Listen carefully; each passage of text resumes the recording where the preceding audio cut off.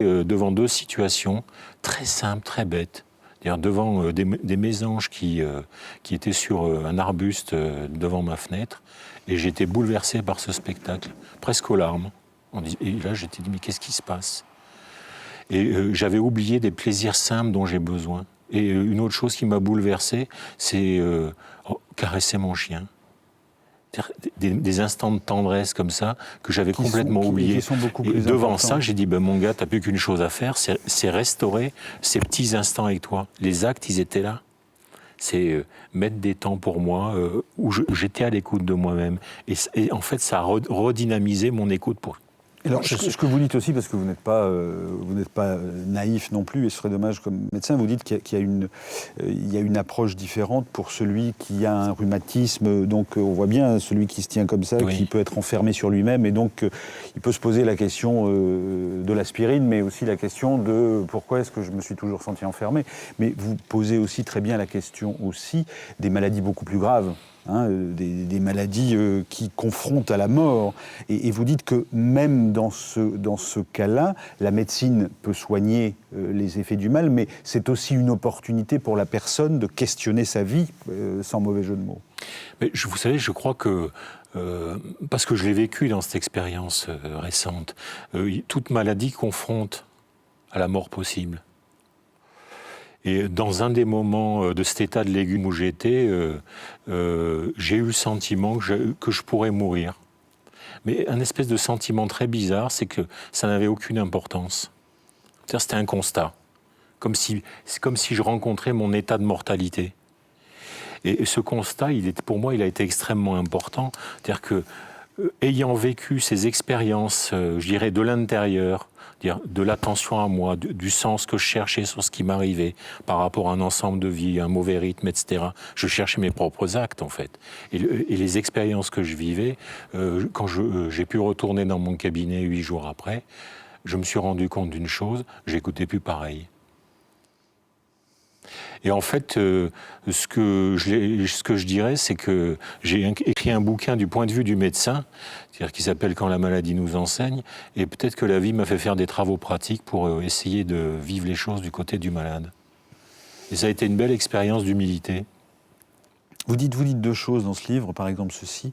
Se pourrait-il que s'instaure plus loin encore une véritable éducation à la gestion de sa santé ? Ce pan de l'exercice médical consisterait alors à offrir à ceux qui le souhaiteraient une connaissance de la nature humaine, aussi bien du point de vue de la vie intérieure que de celui du corps. Il consisterait à apprendre à rencontrer son propre corps, à se rencontrer dans les petits inconforts de son corps, à voir le reflet de sa propre imperfection douloureuse dans les événements troublants de ce corps. Et là, vous dessinez une perspective sur la médecine du XXIe siècle.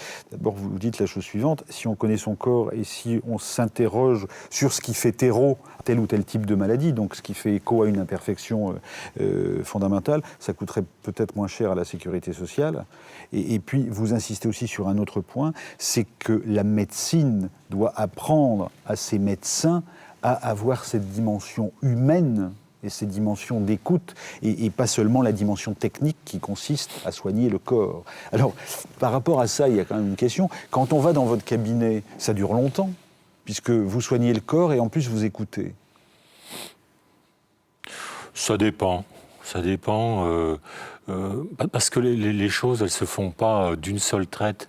Je crois que ce qu'il faut apercevoir, c'est à quel point il y a dans cette approche médicale une entrée en intimité très forte. Intimité à laquelle tout le monde n'est pas forcément prêt. Donc il faut y aller par touche. Colloque singulier. D'abord, il y a, je dirais, moi j'ouvre les portes, je commence par ouvrir les portes. Comme c'est curieux que vous ayez tel problème. Par exemple, je me rappelle le cas d'une personne qui était asthmatique et qui venait me voir, elle m'avait été envoyée, donc il y avait déjà, je dirais, une préparation. Elle savait que ça allait pas se passer comme chez tout le monde. Mais avant de rentrer en direct dans son histoire, très personnelle, j'ai dit, mais je vais essayer de vous faire apercevoir des choses, et c'est là que je parlais d'intelligence du corps.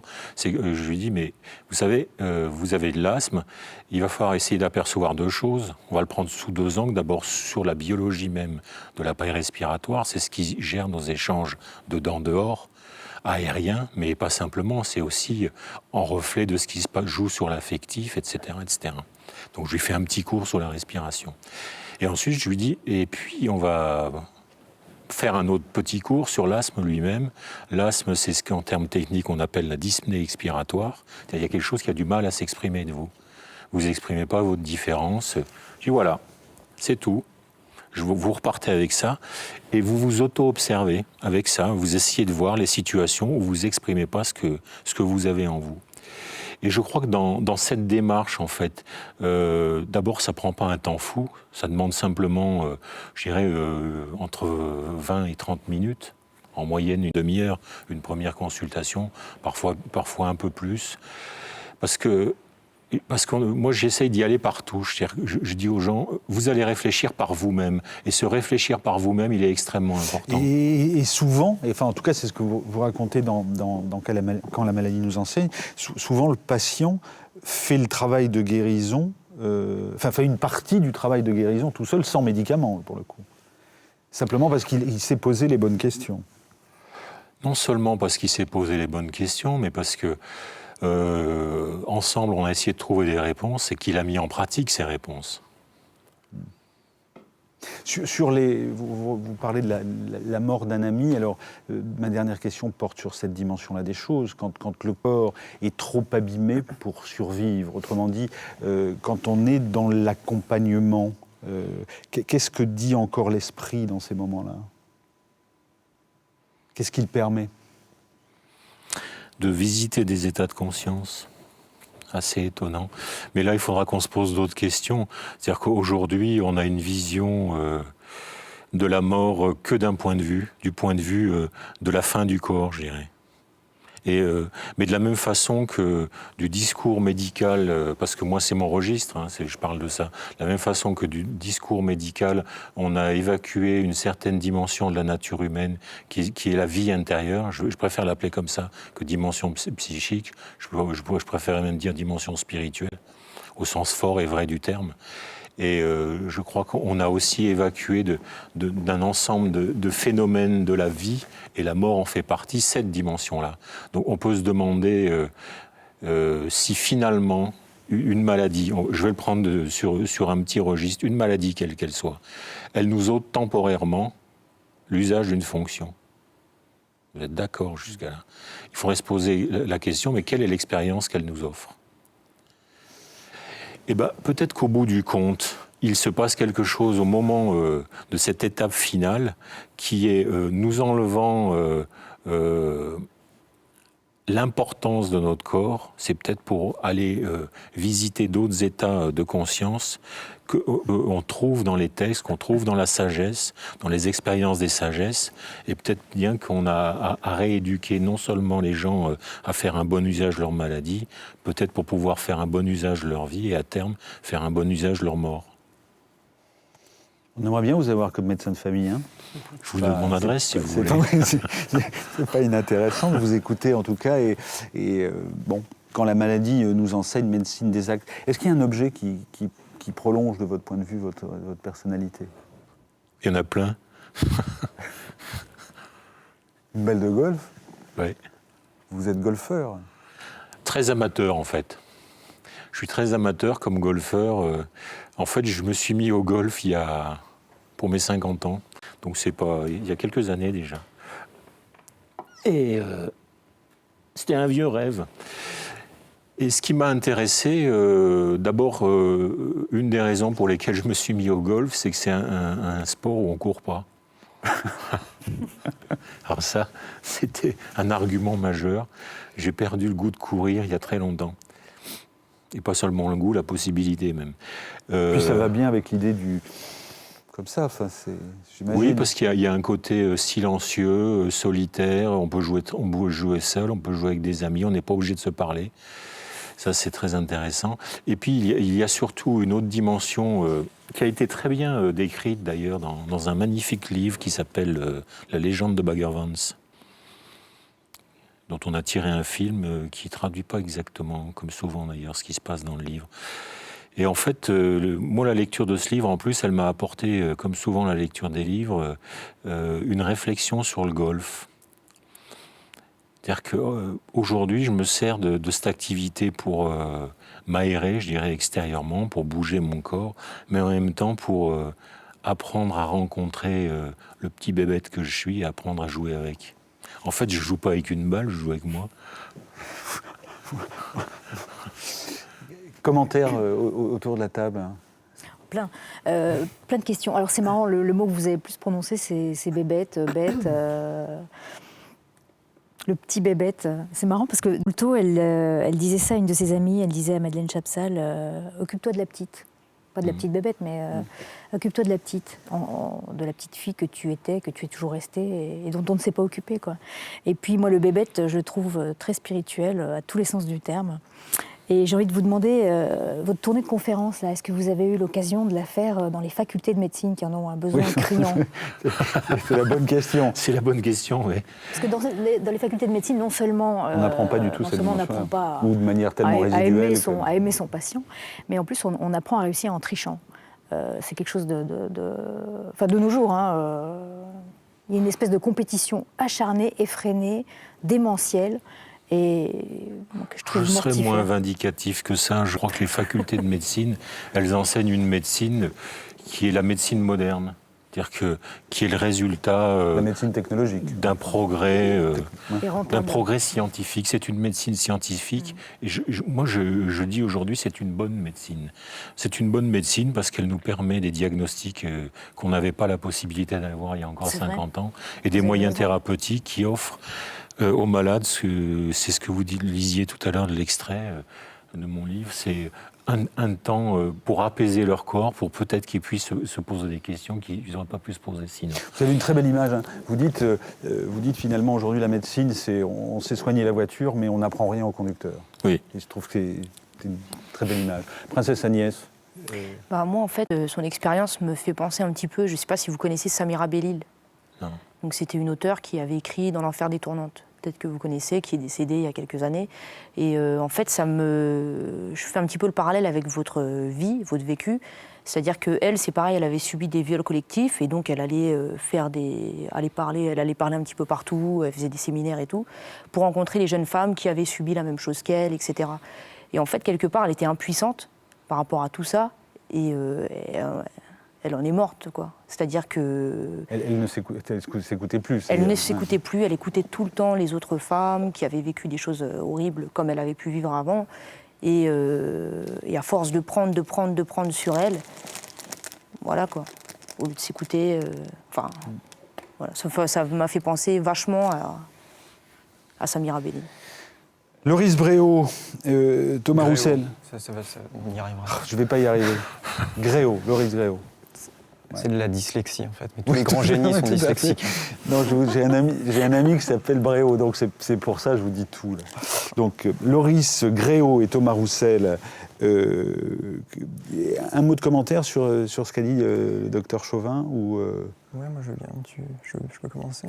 Moi j'ai mis du temps en fait à comprendre qu'on parlait aussi de maladies physiologiques. Et en ce sens, je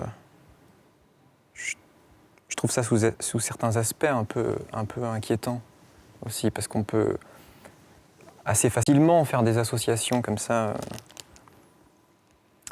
Et il y a eu une confusion, sûrement venant de ma part, à un moment donné, entre votre bronchite et le moment où vous êtes rentré dans votre cabinet, de En fait, le moment des mésanges, c'était quand? C'était quand vous avez fait une bronchite ou c'était... Oui, tout à fait. Ouais.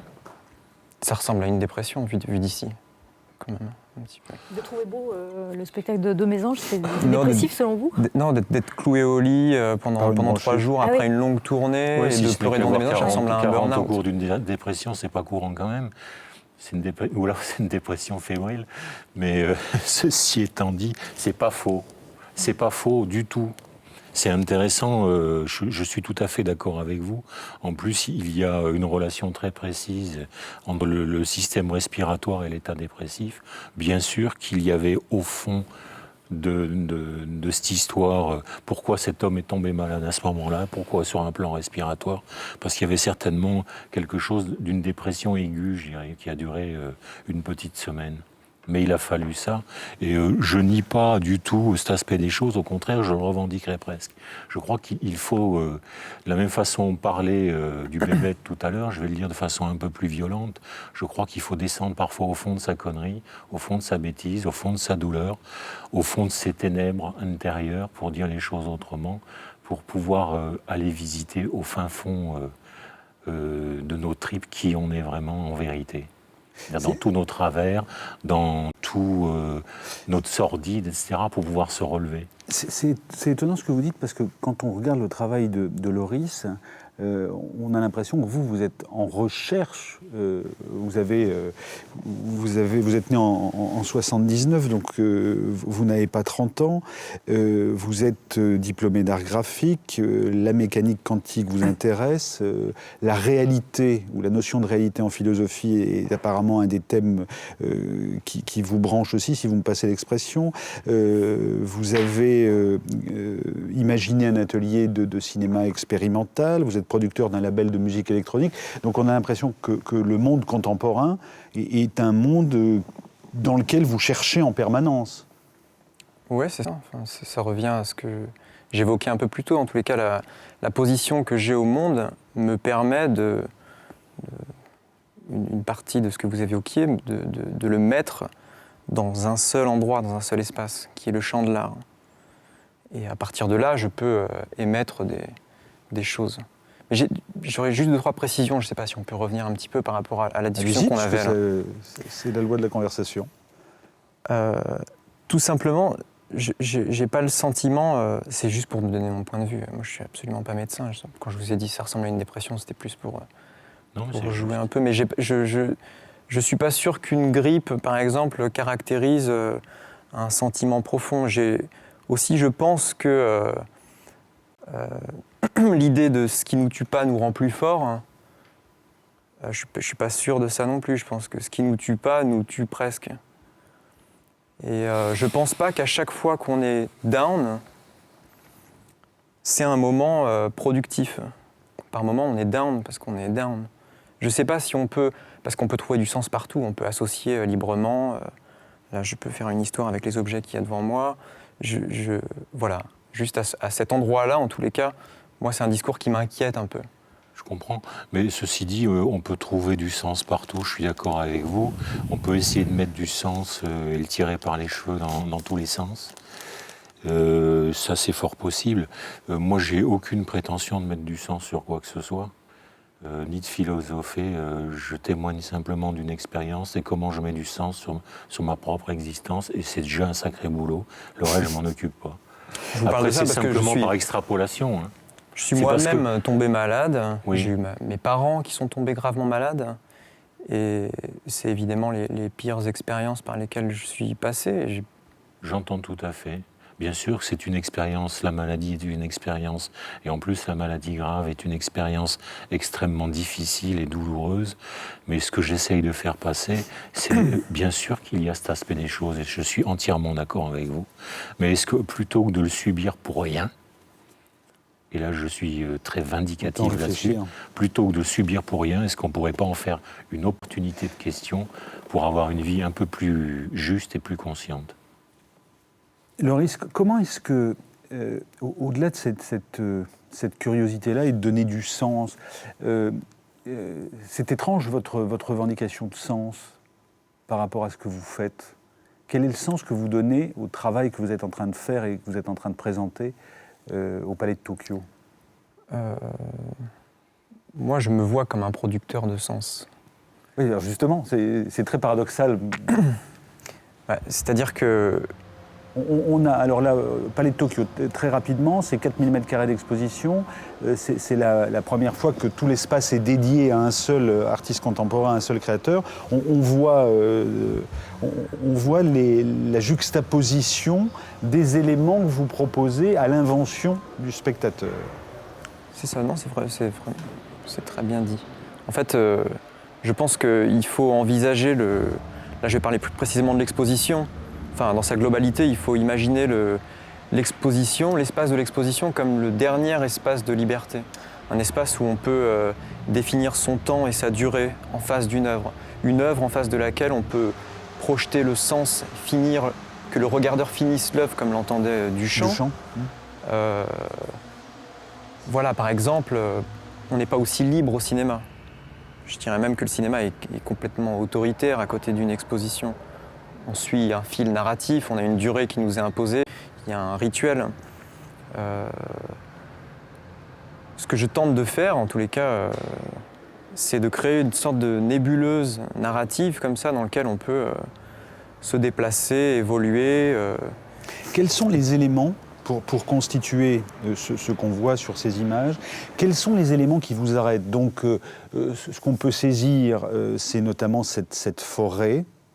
Ce sont ces masses gélatineuses qui tombent sur des lampes, le cresson violet, etc. Quels sont les éléments, comment vous choisissez les éléments qui vont composer cet espace que vous offrez aux spectateurs? C'est-à-dire que mes intentions au départ d'une œuvre sont très précises. Mais les intentions et les réalisations chez moi ne coïncident pas forcément. Et elles passent par toute une machine opératoire qui déforme les idées et qui aboutissent à un objet. Je pense que quand une œuvre est au monde, elle ne m'appartient plus. Moi, je peux vous parler de la genèse de cette pièce, je peux vous parler de mes intentions premières, mais une fois que l'œuvre est là, elle ne m'appartient plus. C'est aux visiteurs de finir le travail et d'alimenter l'œuvre, justement, de faire des associations, et de produire du sens de ça. Alors, je peux vous parler de la forêt, je peux vous parler de certaines pièces en particulier. Oui, par exemple, la forêt. C'est un objet un peu complexe, mais en tous les cas, je vais resituer un tout petit peu le contexte de l'exposition. L'idée de cette exposition, c'est de produire mon propre atelier, de produire mon propre outil de travail, qui était une des premières questions esthétiques du projet, à savoir comment une exposition de cette envergure pouvait changer ma pratique et mes activités.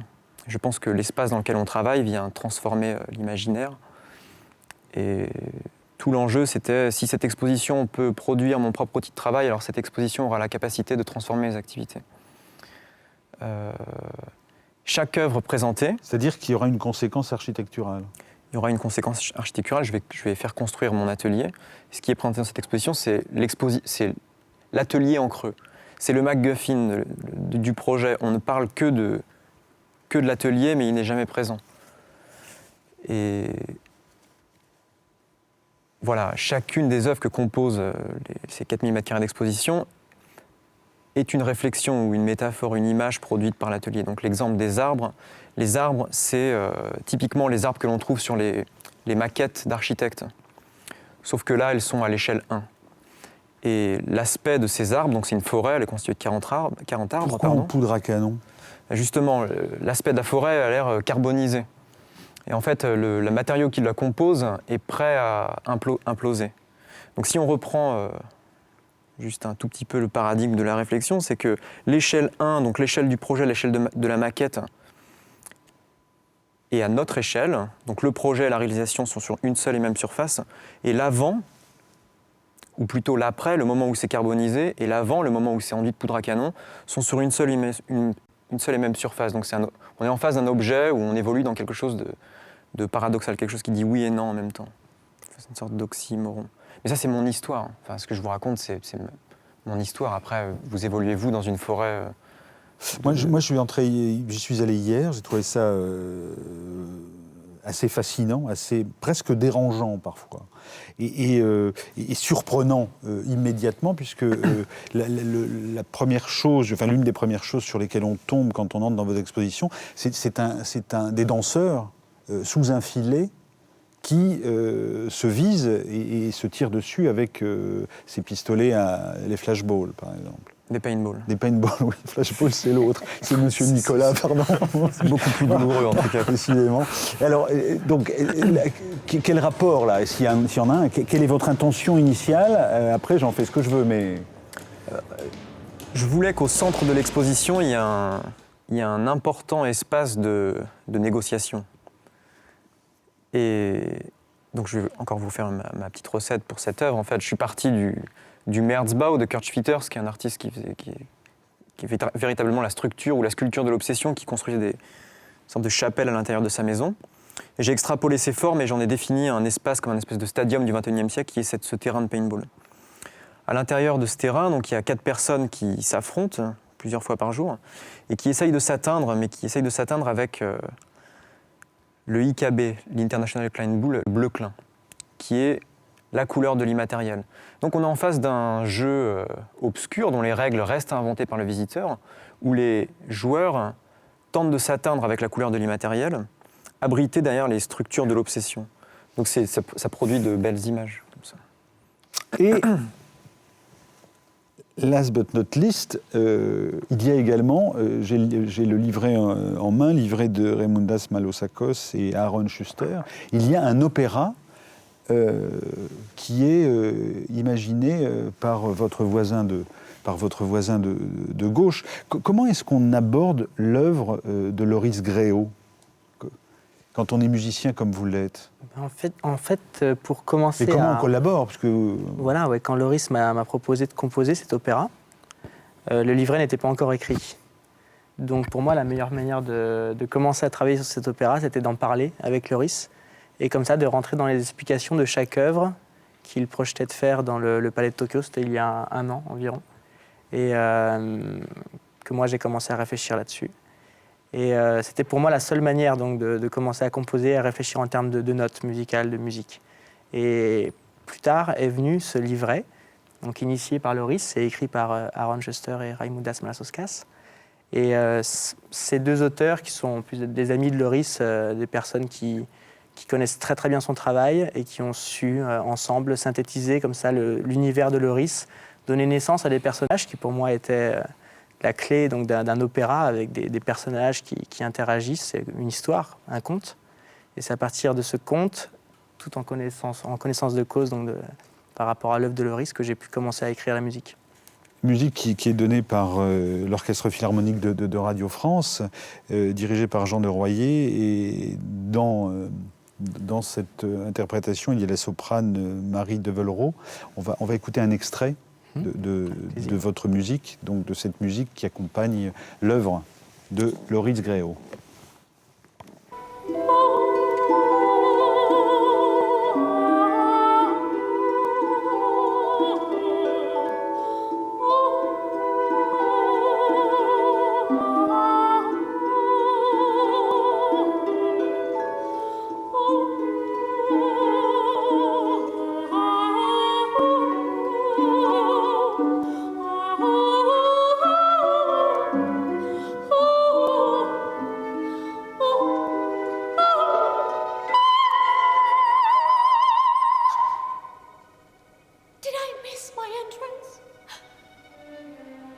Didn't you hear my most beautiful song?